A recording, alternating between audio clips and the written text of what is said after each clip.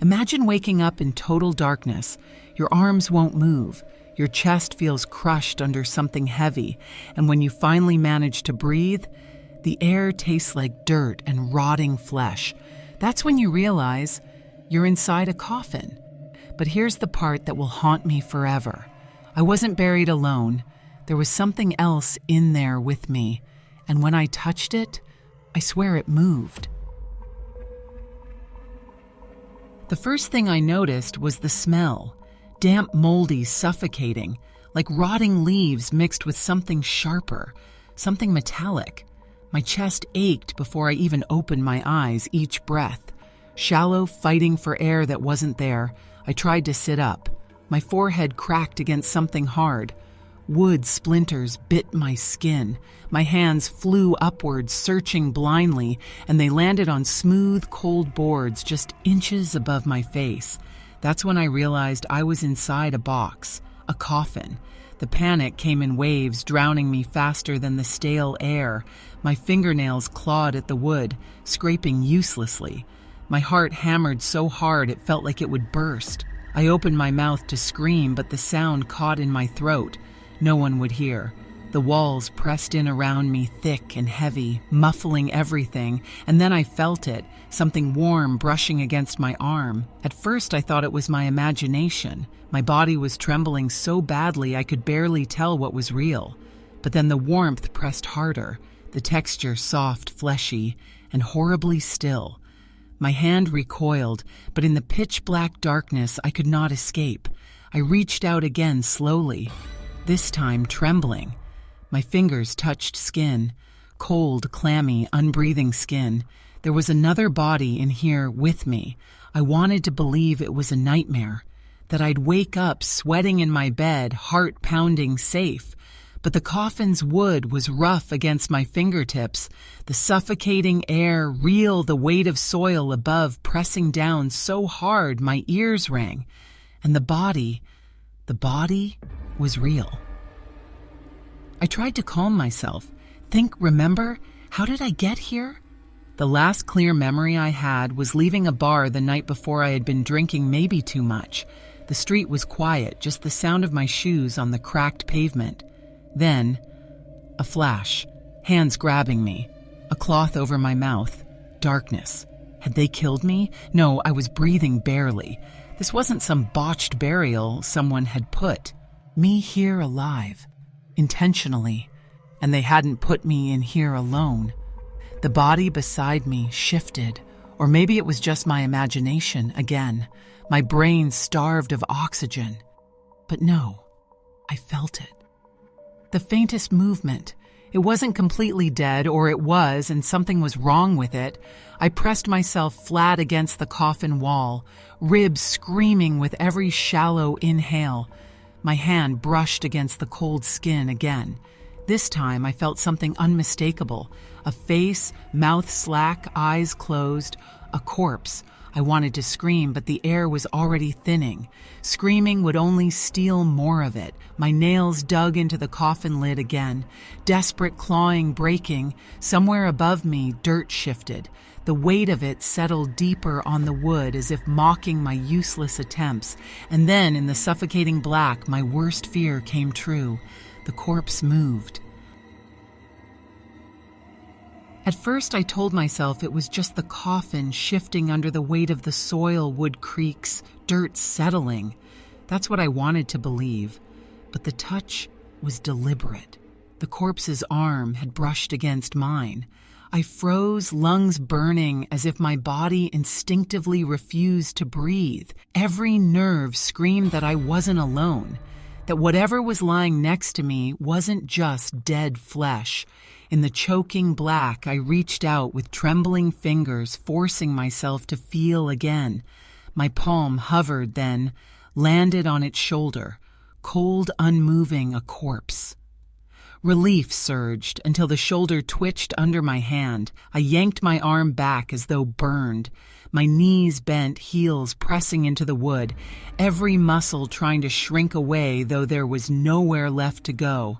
And then came the sound. Not a breath, not a heartbeat, something else. A low, wet crack like cartilage bending joints snapping back into place. The body shifted again, slowly, horribly, its head lolled to the side until I could feel strands of hair brush against my cheek. That was when the coffin filled with the smell, rot sweet gagging, unbearable rot freshly disturbed, as if the thing beside me had just opened its mouth. I gagged, clamping a hand over my nose and lips. My chest screamed for air. I couldn't hold my breath forever. And then just inches away, I heard it, a whisper, so faint I thought I was hallucinating. But it was there, a rasp in the dark. You, too. I slammed my fists against the coffin lid, frantic, wild. My voice cracked as I screamed, not caring if I wasted the little air I had left. Help someone. Help me. The dirt above shifted again, raining down in tiny streams between the cracks. My nails clawed until blood slicked the wood, but nothing answered, no sound but the suffocating earth pressing harder, the whisper curling like smoke in my ear. The corpse moved again.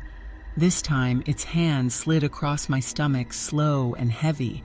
Its fingers locked around my wrist, squeezing with a strength no corpse should have. I screamed again, and the thing's jaw creaked open. Its grip was ice-cold, yet impossibly strong. I pulled twisted, kicked against the coffin walls, but the corpse's hand only tightened bones grinding against mine. My scream died in my throat when I realized it was moving its lips. I could hear it, not just once, again clearer. You, too. The words were ragged, wet, broken like lungs full of water, forcing sound through rotting cords.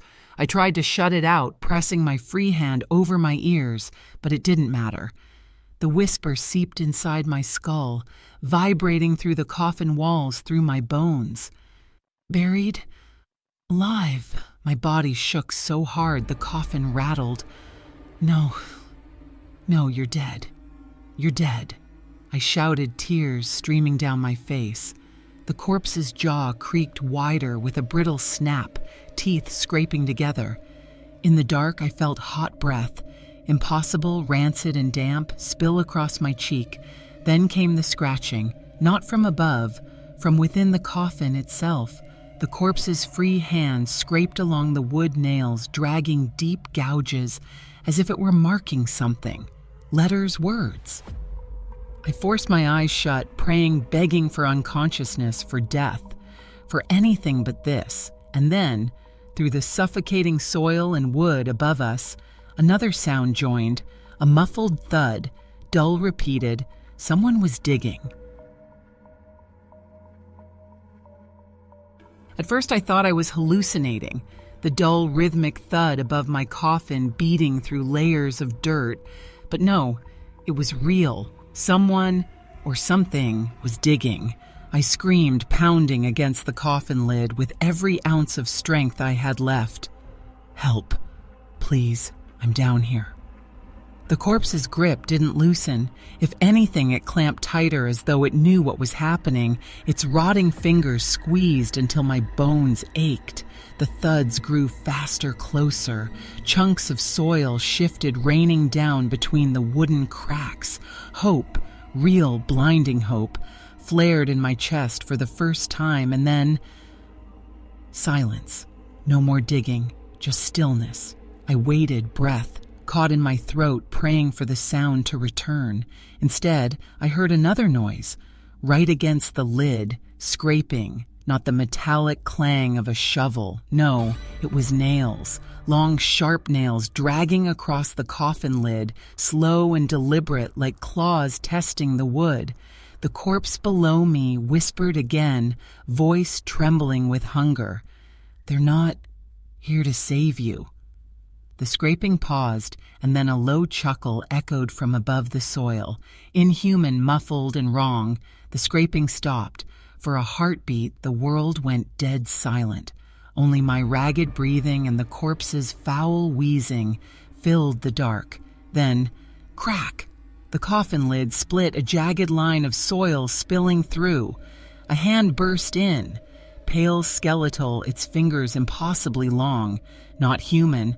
I thrashed, trying to break free of the corpse's grip, but its bony arms locked me against it like a vice. "No!" It hissed, its rancid breath against my ear. "Stay. You belong with us now."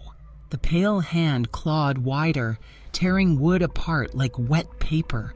Moonlight bled through the dirt above dim and gray, revealing a face peering in. It wasn't a rescuer. Its skin was stretched thin over sharp bones, eyes glowing faintly white.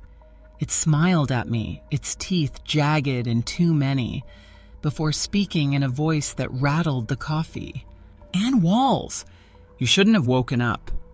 Soil cascaded down as it widened the gap, preparing to drag me out or pull itself in.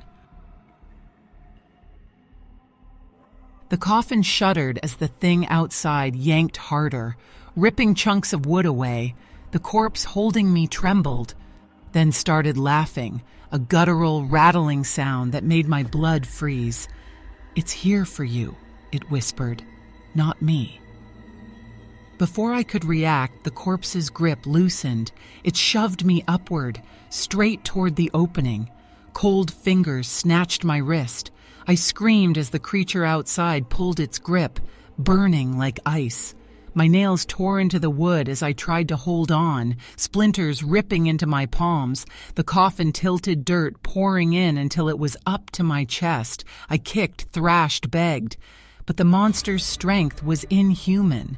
The corpse below cackled as it sank deeper under the soil, its voice echoing in my head. "You'll never leave the dark." Then the coffin wall splintered completely.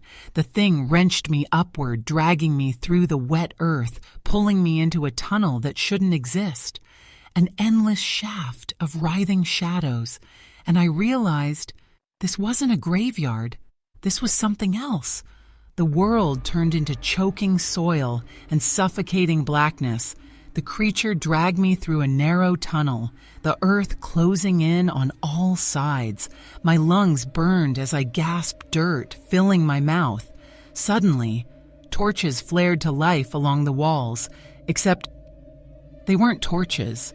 They were skulls, each jaw open, each eye socket glowing with fire. The tunnel stretched endlessly, lined with thousands of them, whispering in unison, "Join us. Join us."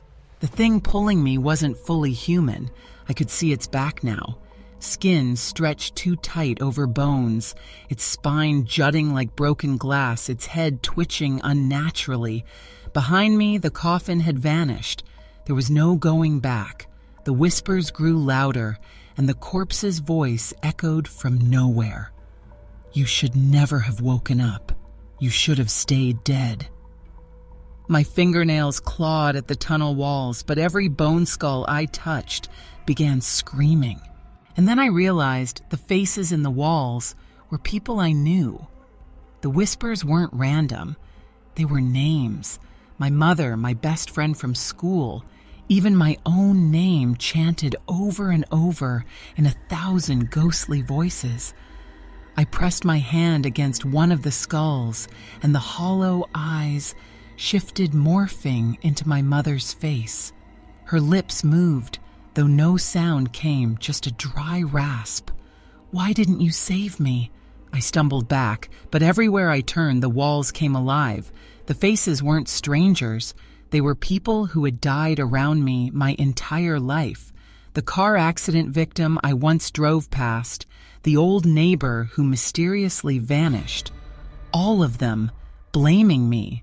The thing dragging me stopped. Slowly, it turned its head 180 degrees without moving its body. Its face was my own. It smiled, and in my voice it whispered, "Welcome home." The walls collapsed, the skulls screamed, and the earth swallowed me whole, burying me in darkness again. But this time, I wasn't Elend.